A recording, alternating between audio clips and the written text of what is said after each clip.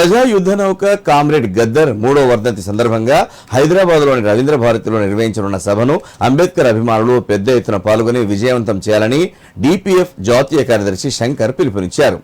ఈ సభకు అంబేద్కర్ మనవడు ప్రకాష్ అంబేద్కర్ ముఖ్య అతిథిగా హాజరవుతున్నారని తెలిపారు.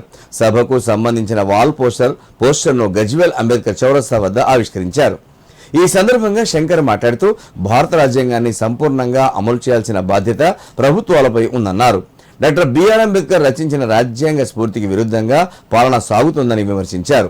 ప్రజా గాయకుడు గద్దర్ సేవలను గుర్తిస్తూ మెతుకు సీమకు ఆయన పేరును నామకరణం చేయాలని ప్రజా సంఘాల ఆధ్వర్యంలో డిమాండ్ చేస్తున్నట్టు తెలిపారు.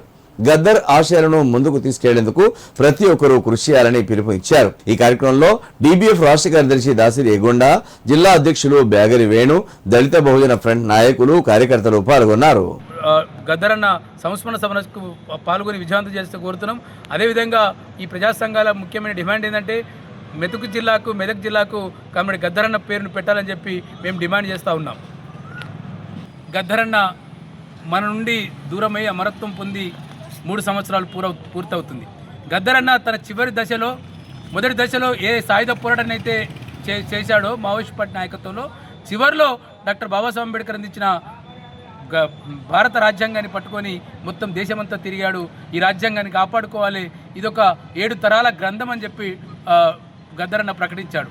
అయితే ఇవాళ రాజ్యాంగాన్ని మొత్తం హిందూ మతోన్మాద పాలకులు అమలు చేయకుండా నిరంకుశంగా వ్యవహరిస్తూ ఉన్నారు. మనం చూసాం ఢిల్లీ కేంద్రంగా జంతర్ మంతర్లో విద్యార్థులు నీట్ పేపర్ లీక్ వల్ల అనేక మంది విద్యార్థులు ఆత్మహత్య చేసుకుంటే ఆ కుటుంబాలకు న్యాయం చేయాలి, విద్యా వ్యవస్థను గాలిలో పెట్టాలి, సంక్షోభం నుంచి